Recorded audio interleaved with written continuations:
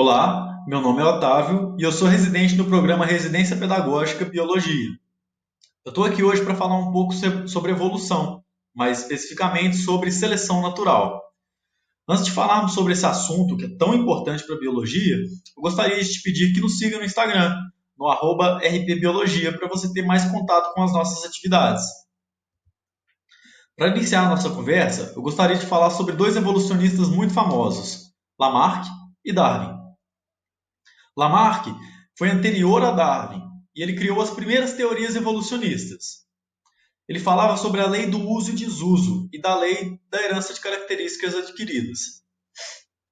Tem um exemplo muito famoso, que é o exemplo da girafa, que, do ponto de vista de Lamarck, o pescoço da girafa se tornou comprido pela necessidade de alcançar os ramos mais altos das árvores para se alimentar. O que sabemos hoje em dia, com os conhecimentos de genética, que não é verdade, porque as características adquiridas ao longo da vida de um indivíduo não são passadas adiante. Apenas aquelas características que são genéticas do indivíduo que são passadas adiante. Darwin, por sua vez, foi posterior a Lamarck. E ele falava sobre a evolução das espécies através da seleção natural. O exemplo da girafa, agora do ponto de vista de Darwin, diz que os indivíduos com o pescoço mais alongado tinham maiores chances de se alimentarem em períodos de escassez das folhas mais baixas das árvores. Logo, tinham mais chances de sobreviver e passar suas características adiante, o que sabemos hoje em dia com os conhecimentos de genética que é aceitável, tendo em vista que as características que são do indivíduo, por exemplo, o indivíduo que nasceu com o pescoço um pouco mais alongado, essa característica é genética nele, e ele pode passar essa característica adiante, ele consegue passar essa característica adiante, através da reprodução. Afinal, o que é a seleção natural? A seleção natural é um dos principais mecanismos que atuam na evolução das espécies, que foi proposta por Charles Darwin em 1859.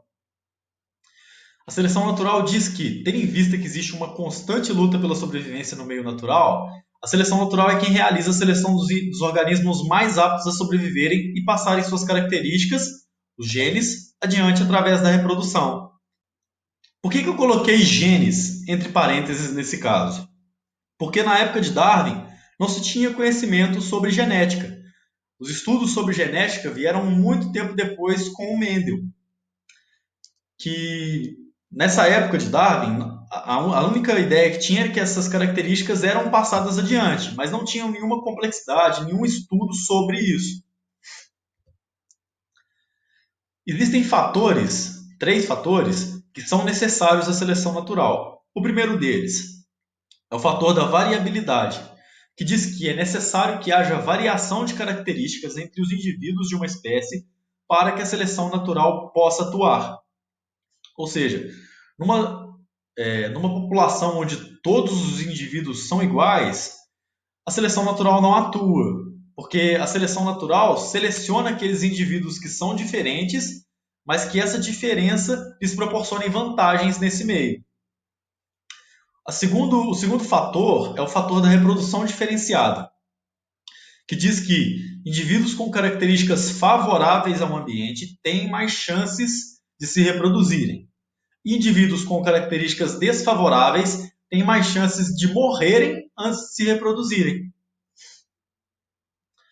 O fator da hereditariedade, que é o terceiro fator, diz que as características vantajosas são passadas adiante com mais frequência e se tornam mais abundantes na população. A seguir, veremos um exemplo que ilustra muito bem esses três fatores.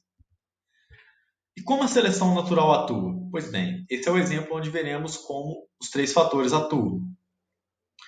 Esse é um exemplo, imagine que há uma população de gafanhotos em que majoritariamente eles são de cor amarela e eles vivem em folhas de algum arbusto e que há um predador desses gafanhotos, no caso um camaleão. Porém, entre desses gafanhotos nascem alguns com a variabilidade, alguns verdes. E essa cor, essa variabilidade, eles proporcionam vantagens, tendo em vista que eles se camuflam melhor do seu predador. Os amarelos se destacam mais, logo eles vão ser predados mais do que os verdes. Por consequência disso, os gafanhotos verdes terão mais chance de se reproduzirem, pois eles serão menos predados. E com isso, eles se tornarão a maioria na população. Logo, em um determinado momento, eles serão muito mais frequentes e aí sim serão uma nova espécie. Pois bem, os gafanhotos verdes são os indivíduos mais aptos, serão menos predados por conta de suas características, essa de ser mais verde e de se camuflarem em meio às folhas. Por consequência, irão se reproduzir mais e suas características se acumularão até que se tornem mais abundantes, resultando em uma nova espécie. Os gafanhotos amarelos são os indivíduos menos aptos, serão mais predados por conta de suas características, essa de ser amarelo o faz ser mais predado, tendo em vista que ele destaca mais do que o verde. Por consequência, irão se reproduzir menos e suas características se tornarão menos frequentes na população. Eu queria chamar a atenção para um ponto, porque falando dessa forma, sobre a seleção natural, dá a entender que esse processo ocorre da noite para o dia, enquanto não ocorre, esse processo não ocorre da noite para o dia. Dependendo da taxa de reprodução da espécie, demanda-se anos, séculos, para que se note alguma alteração expressiva na população. E quais são os tipos de seleção natural? Sim, existem tipos de seleção natural. Pode-se dizer que a seleção natural atua de 3 formas diferentes com relação às características que são selecionadas, podendo ser direcional, estabilizadora ou disruptiva. Para entendermos cada um desses tipos de seleção natural, primeiro precisamos entender essa curva, que fala sobre a frequência de indivíduos com relação ao fenótipo, as suas características em uma determinada população. Nesse caso, uma população de camundongos. Pois bem, a minoria dos camundongos ou são escuros ou são claros. A maioria deles são intermediários. É isso que diz essa curva. A frequência de indivíduos com cores intermediárias na população de camundongos é muito maior, enquanto os indivíduos ou muito escuros ou muito claros são minoria. Podemos entender isso de uma forma melhor olhando para a sua sala de aula, para os seus amigos de escola, que poucos são muito altos e poucos são muito baixos. A maioria está numa estatura ali mediana. Tendo posse desse conhecimento, agora podemos entender os tipos de seleção natural. A primeira delas é a seleção direcional, em que apenas um lado das características extremas é selecionado, ou os camundongos de cor escura ou os camundongos de cor clara são selecionados. A exemplo da sala de aula, ou apenas os altos são selecionados, ou apenas os mais baixos são selecionados. Na seleção estabilizadora, apenas as características intermediárias são aquelas que são selecionadas. A exemplo do camundongo, apenas aqueles de cor intermediária são selecionados. E a exemplo da sala de aula, apenas aqueles de altura intermediária são selecionados. Aqueles muito altos e aqueles muito baixos serão eliminados. Na seleção disruptiva, que é a última seleção, o último tipo de seleção, as características extremas são selecionadas e as características intermediárias são eliminadas.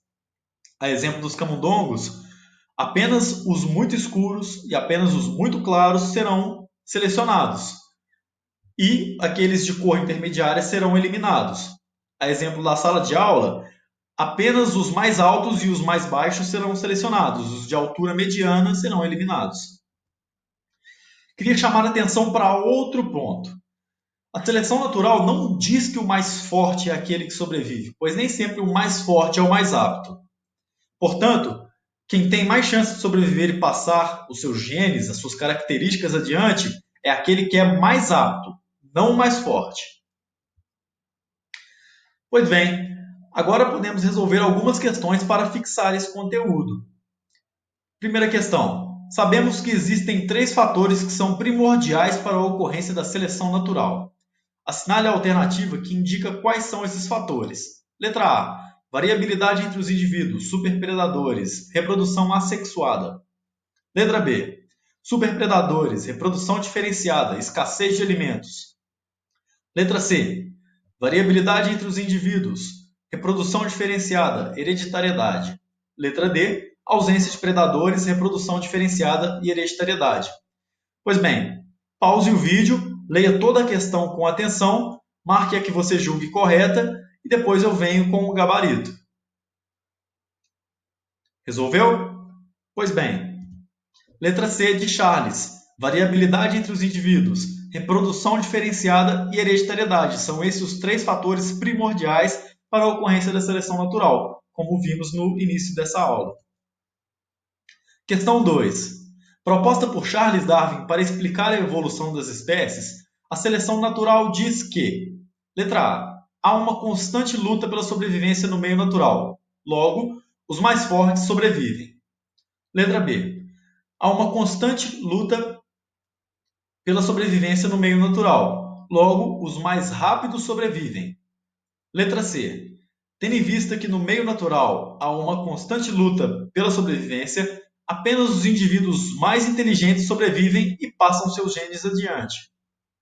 E letra D. Tendo em vista que no meio natural há uma constante luta pela sobrevivência, os indivíduos mais aptos às novas condições conseguem passar seus genes adiante pela reprodução. Da mesma forma que na primeira questão, pause o vídeo, leia com bastante atenção, marque a que você julgue correta e depois voltamos para falar qual é a alternativa correta. Pronto?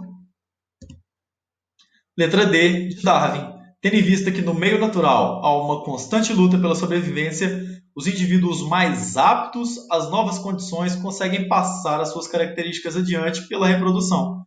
Não é o mais rápido, não é o mais forte, não é o mais inteligente que consegue passar as suas características adiante. É os mais aptos às novas condições. Chegamos ao fim da nossa aula e aqui está os links de onde eu consegui as imagens e o site que eu usei para editar essas imagens. Obrigado por assistir. Até a próxima!